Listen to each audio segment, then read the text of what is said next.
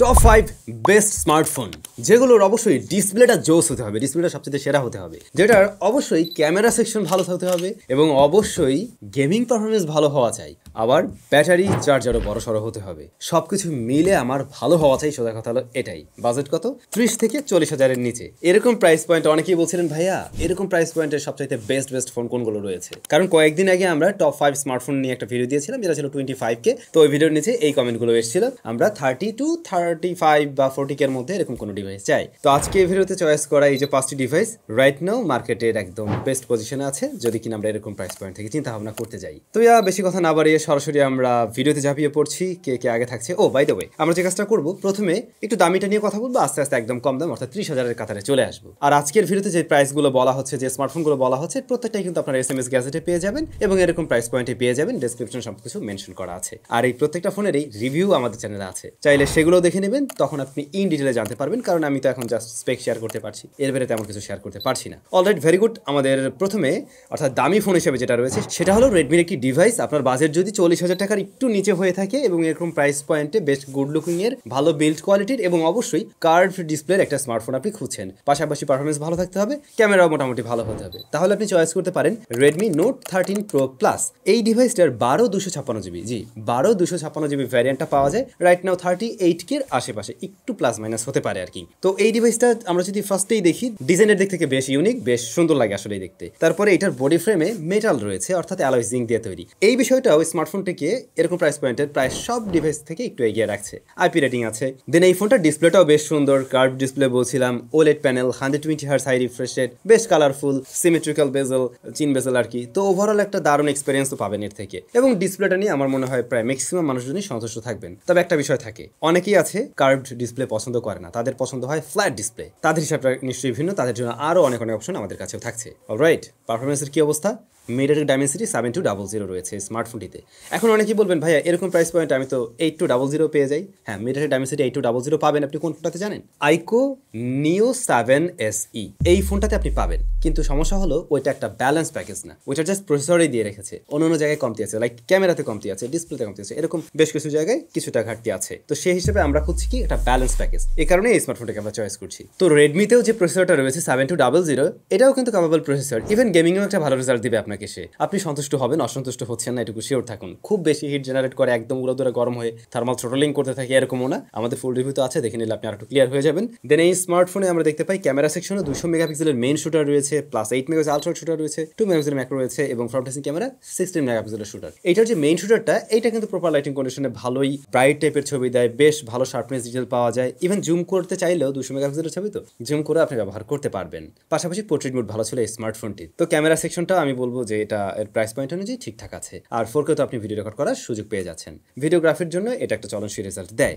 5000 mAh এর battery এবং 120 ওয়াটের চার্জার। তো এই কম্বো তো এখন একটু কমন, বাট এটা যথেষ্ট ফাস্ট অ্যান্ড ভালো ব্যাটারি ব্যাকআপ দেওয়ার মতো একটা কম্বো বলতে পারেন। আর আজকের ভিডিওতে যতগুলো ফোন নিয়ে কথা বলছি প্রত্যেকটাতেই ইন ডিসপ্লে ফিঙ্গারপ্রিন্ট স্ক্যানার রয়েছে, এটা কমন বিষয়। তো এই আর কি, এই প্যাকেজটা রাইট নাও মোটামুটি ঠিকঠাক আছে। যেহেতু 12/256GB, আমি র্যামটা একটু বেশি পাচ্ছি। হ্যাঁ, আরেকটু কম হলে তো ভালোই হয়, বাট আপনি আপনার চয়েস লিস্টে এটাকে রাখতে পারেন যদি 38K এর মতো বাজেট হয়ে থাকে। আমাদের বাজেট যদি কিঞ্চিত কম হয়, লাইক 37K এর আশেপাশে, দারুণ একটা ডিভাইস আছে, যে ডিভাইসটা আমার এই যে প্রত্যেকগুলো ফোন নিয়ে কথা বলবো প্রত্যেকের সাথে কম্পেয়ার করতে গেলে খুবই ব্যালেন্স টাইপের একটা প্যাকেজ মনে হয়। এটা ছিল রিয়েলমি GT Neo 5 SE। আমি মনে হয় 1-1.5 সপ্তাহ আগে এটার একটা রিভিউ দেই। রিয়েলমি GT Neo SE এই স্মার্টফোনটার 12/256GB 37,000 টাকাতে পাওয়া যায়। দেখুন এখানেও 12GB র্যাম পাচ্ছেন, 256GB স্টোরেজ পাচ্ছেন।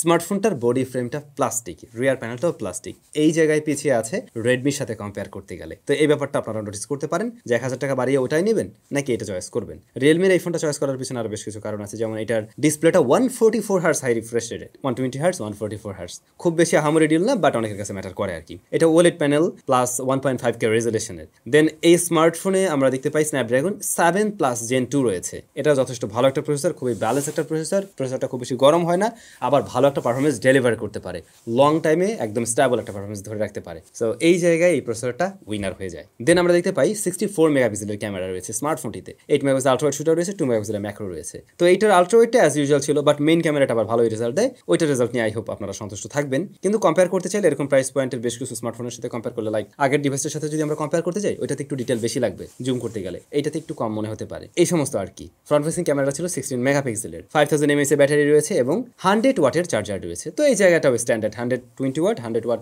অলমোস্ট সিমিলার আর কি। ব্যাটারি ব্যাকআপ ভালো ছিল এই ডিভাইসের। এই ডিভাইসটাকেও আমি রিকমেন্ড করবো অবশ্যই, যদি আপনার বাজেট আরো কিছুটা কম হয়। যদি এমনটা হয় আপনার বাজেট 36K, আমি বলবো ভাই 1000 টাকা বাড়াই এটা কেনেন। আর যদি 37K হয় তাহলে তো কোনো কথাই নেই। এমনকি 38K হলেও রেডমিটা কেনার আগেও একবার ভেবে দেখতে পারেন, হয়তো আপনার কাছে সব দিক বিবেচনায় এটাকেও ভালো লেগে যেতে পারে। তৃতীয় নাম্বার ফোন কি হতে পারে?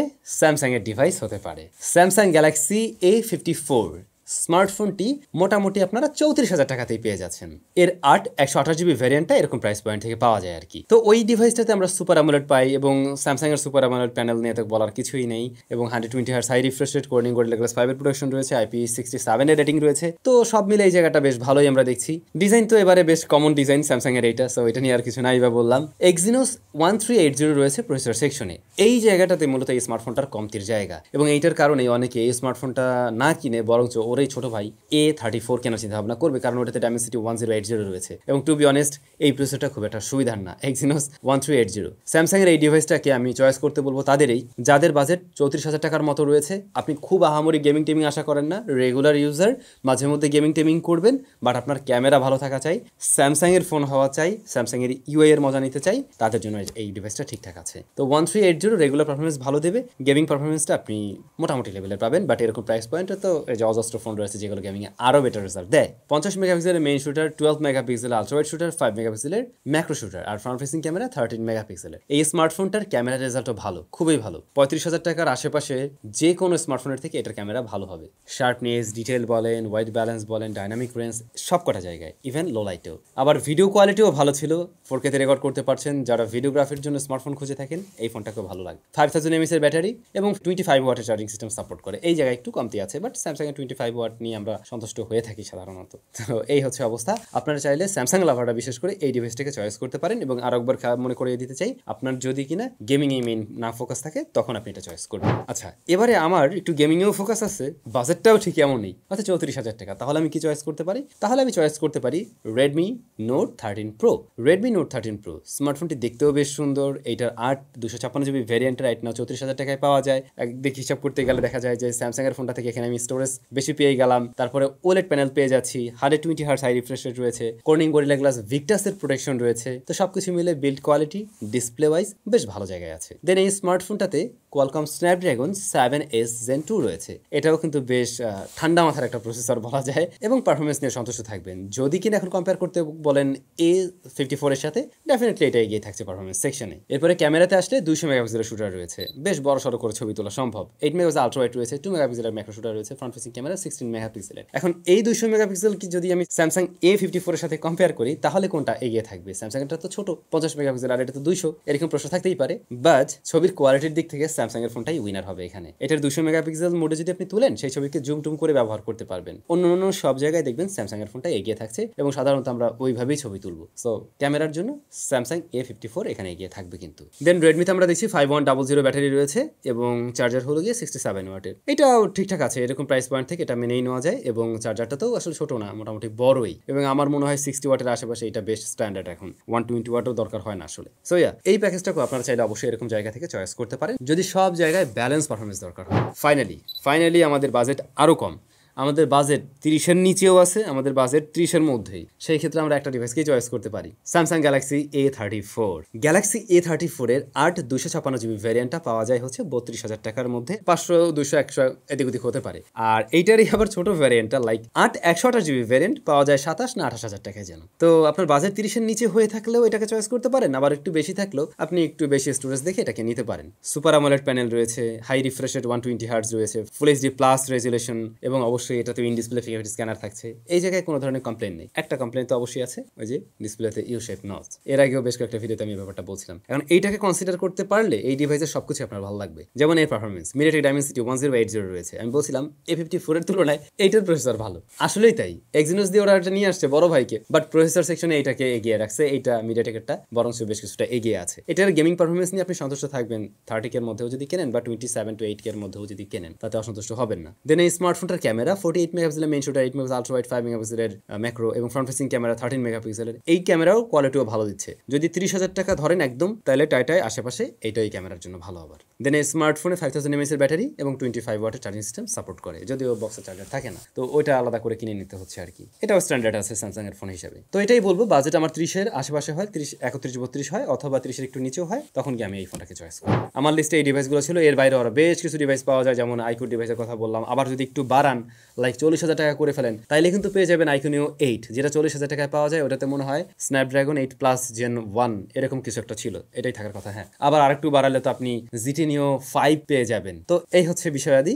এখন বাজেটের উপরে ডিপেন্ড করবে, বাট যখন কিনা বাজেট হয়ে যায় একদম 30 থেকে 38,000-এর আশেপাশে, তাহলে এই ডিভাইসগুলো থেকে আমার মনে হয় চয়েস করা উচিত, যদি আমি সব জায়গায় মোটামুটি ভালো ভালো কিছু চাই। গেমিং বলেন, ক্যামেরা বলেন, ব্যাটারি বলেন, ডিসপ্লে বলেন এবং ওভারঅল ডিজাইন বলেন। তো আপনাদের কাছে কি মনে হয়, সাজেশনগুলো অবশ্যই কমেন্ট করে জানাবেন। আর আপনাদের যদি কোনো মন্তব্য থাকে, এর বাইরেও আরো বেটার ফোনের সাজেশন থাকে, সেটাও কমেন্ট করে জানাতে ভুলবেন না। দেখা হচ্ছে নিশ্চয়ই দেখা হচ্ছে আমাদের নতুন কোনো ভিডিওতে। Till then, take care.